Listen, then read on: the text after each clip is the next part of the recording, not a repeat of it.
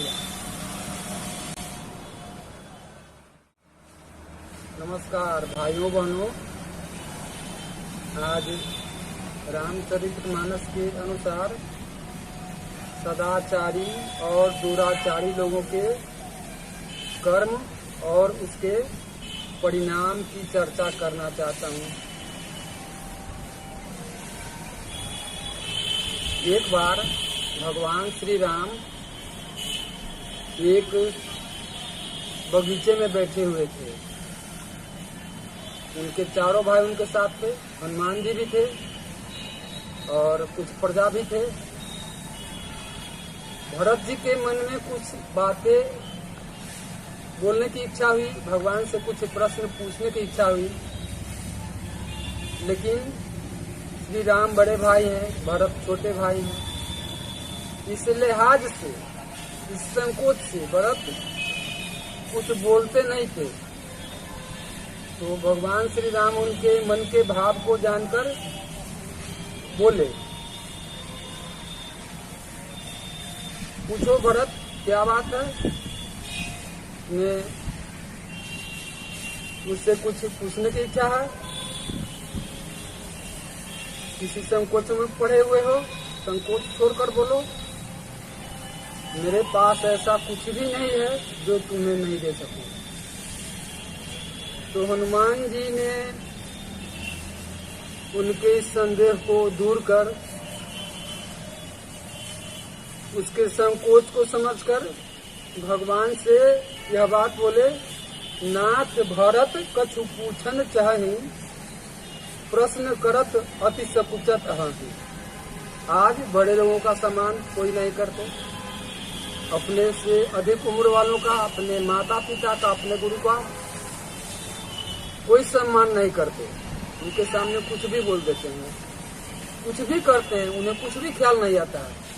यहाँ पर यह बात मुझे बोलना चाहिए या नहीं बोलना चाहिए, यह काम मुझे करना चाहिए या नहीं करना चाहिए, ये मेरे लिए उचित है या अनुचित है।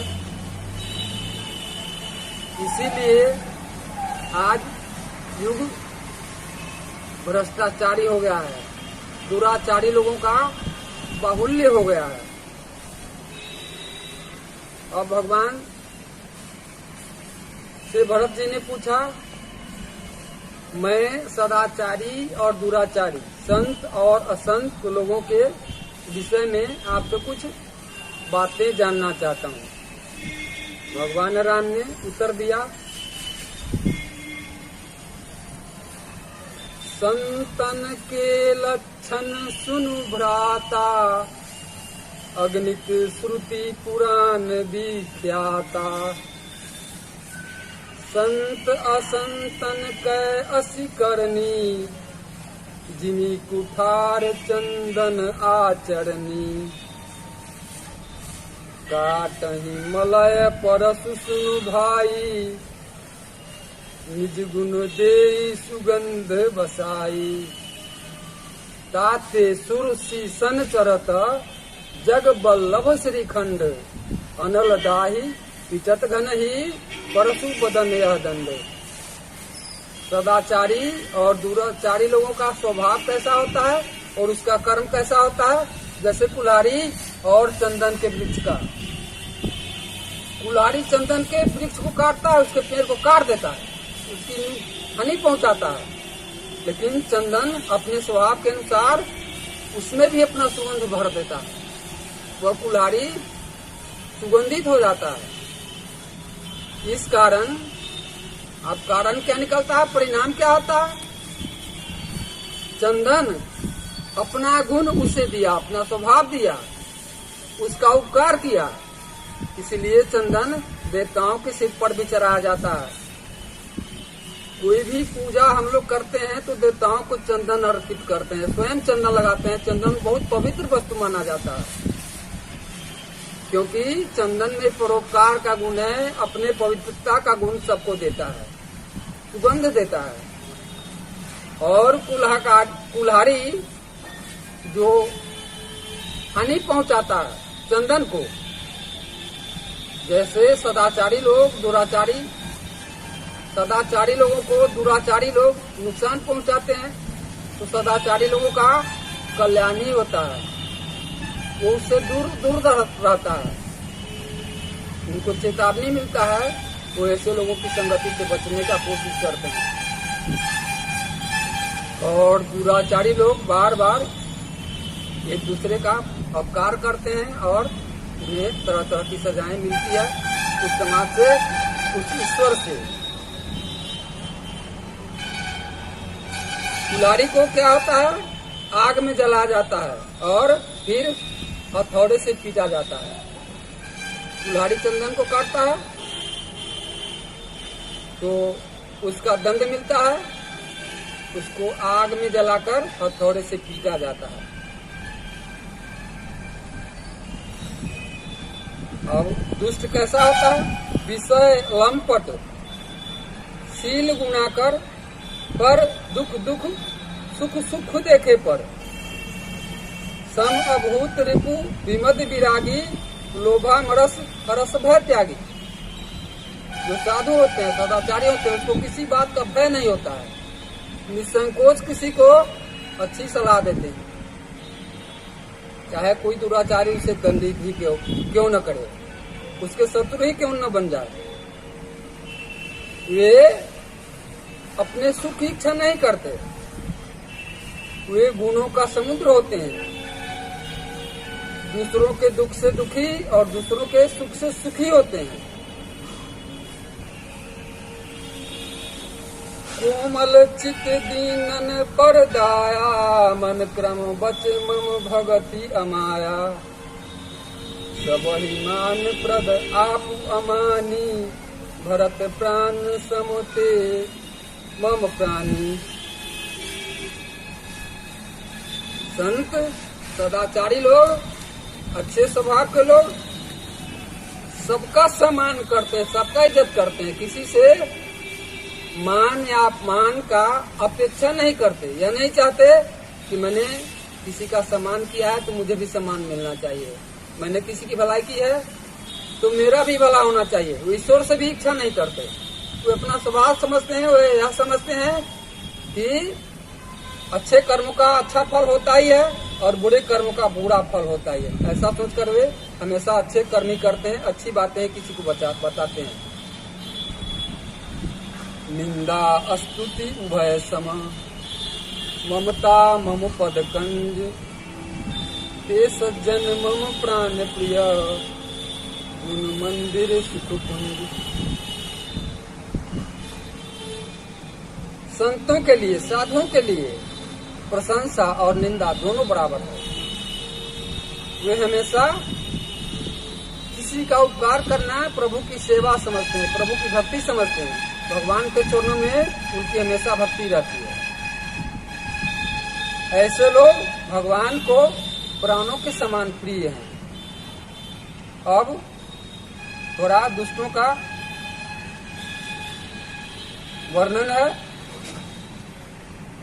दुष्ट कैसे होते हैं, बैरु अकारण सबका हूँ सो, जो कर हित अनुहित ताहू सो, जह कहूँ निंदा सुनहि पराई, हर सही मनहु परी निधि पाई। दुष्ट बिना कारण के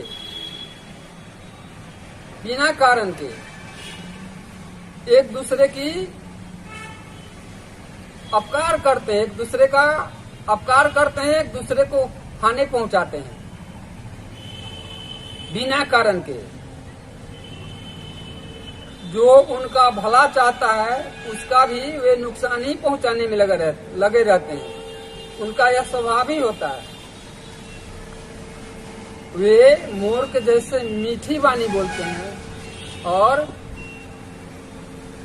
खाते हैं जैसे मोर बहुत मीठी वाणी बोलता है। मोर की बोली बहुत अच्छा लगता है, लेकिन उसका हृदय कितना कठोर है कि वह सर्प को भी खा जाता है। तो दुष्ट अच्छे लोगों को भी खाता है और बुरे लोगों को का तो बुरा करता ही है।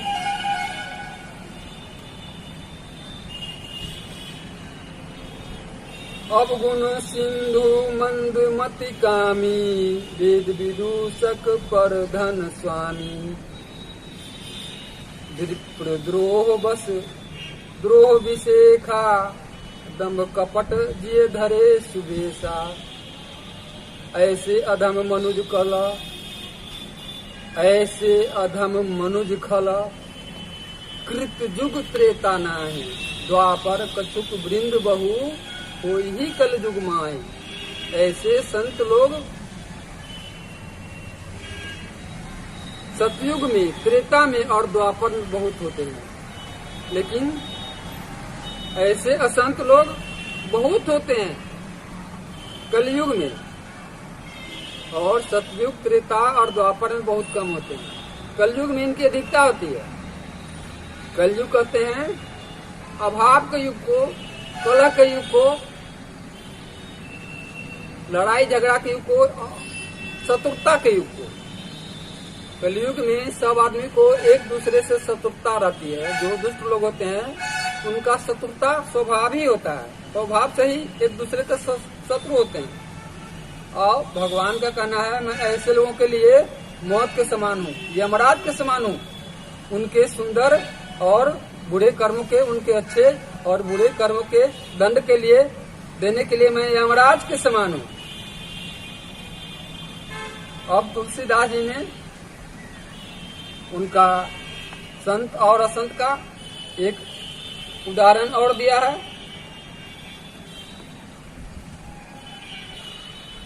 संत हृदय नवनीत समाना, कहा कविन पै कहा न जाना। कवियों ने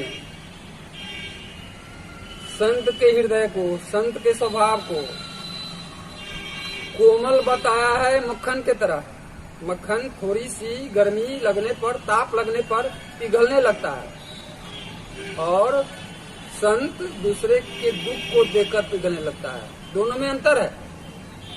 मक्खन अपने दुख से दुखी होता है, और संत, अच्छे लोग दूसरों के दुख से दुखी होते हैं।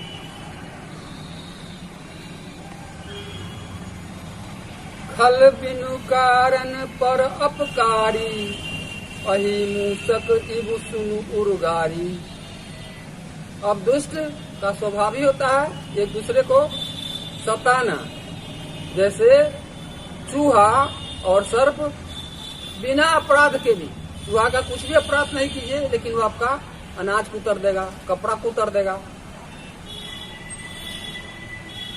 और सर्प, उसके पैर में सटिए, उसके शरीर में सटिए, उसका कुछ भी नहीं बिगाड़िए, फिर भी वो डस लेगा, वो नुकसान पहुंचाएगा, जान मार देगा। पर अकाजू लगी तन परिहरही, जिमी कृषि उपल, जिमी कृषि उपज दल गढ़ी। अब दुष्ट क्या करते हैं, दूसरों को हानि पहुंचाने के लिए पहले अपनी हानि पहुंचाते हैं। जैसे बर्फबारी होता है, बर्फ गिरता है, तो बर्फ तो धूप लगने पर पिघल ही जाता है, स्वयं ही नष्ट हो जाता है, लेकिन उससे पहले फसल को नष्ट कर देता है। अब साधुता और आसुरता कैसे होता है, इसका एक उदाहरण दिया है तुलसीदास जी ने संगति से। अच्छे लोगों की संगति से अच्छा स्वभाव होता है, और बुरे लोगों की संगति से बुरा स्वभाव बनता है।